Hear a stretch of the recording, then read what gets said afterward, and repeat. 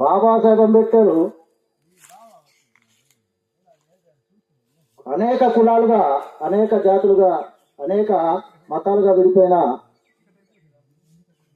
బహుజన కులాలకు ఒక జాతిగా చేర్చి, ఎస్టీ, ఎస్సీ, బీసీ, మైనారిటీస్గా చేర్చి ఆయన మనకు కొన్ని సదుపాయాలు ఇచ్చారు.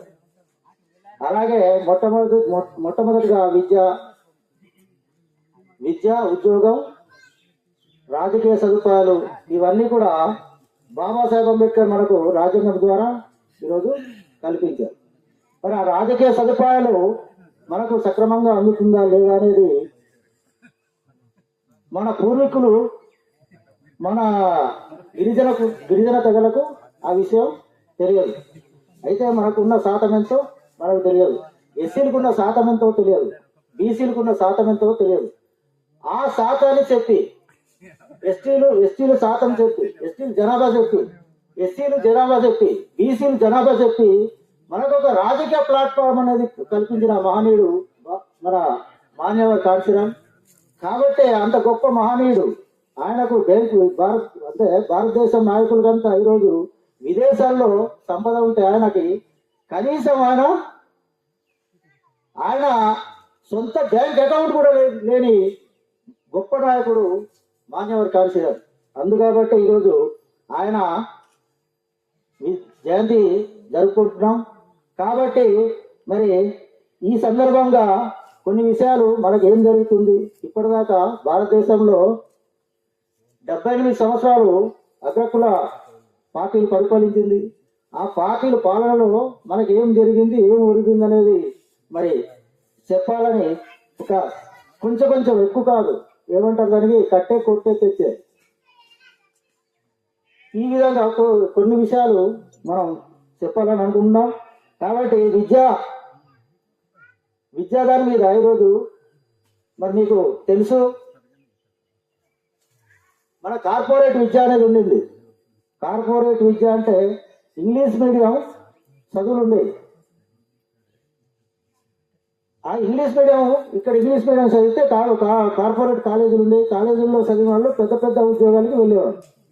అయితే దాన్ని మన జగన్మోహన్ రెడ్డి ఏం చేశారు, జగన్మోహన్ రెడ్డి ఈ కార్పొరేట్ ఎడ్యుకేషన్ తీసేసి అమ్మఒడని పెట్టాడు.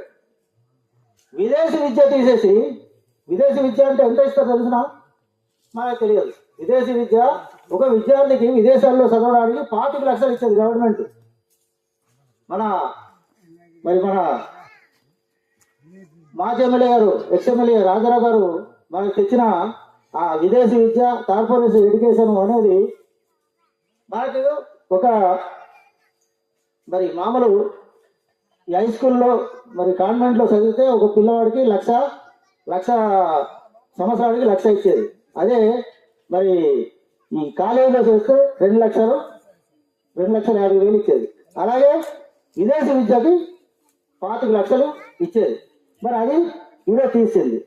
మళ్ళీ ఈ అమ్మఒడని పెట్టి ఏం చేసింది, మనకప్పుడు మన రాజారావు గారు ఈ సప్లా నిధుల నుండి ఏమి తెచ్చారు మనకు,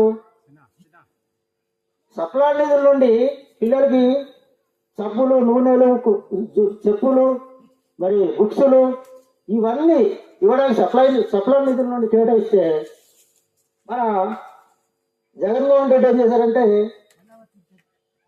ఈ అమ్మఒడని పెట్టి ఈ సప్లా నిధులు తీస్తారు. ఈరోజు పిల్లల పరిస్థితి, వారానికి తల్లిదండ్రులు వెళ్ళకపోతే మరి వాళ్ళు పిల్లల తారీఖు పరిస్థితి అయోమయంగా ఉంటుంది. ఎందుకంటే సబ్బులు ఉండదు, నూనెలు ఉండదు, ఏమి ఉండదు.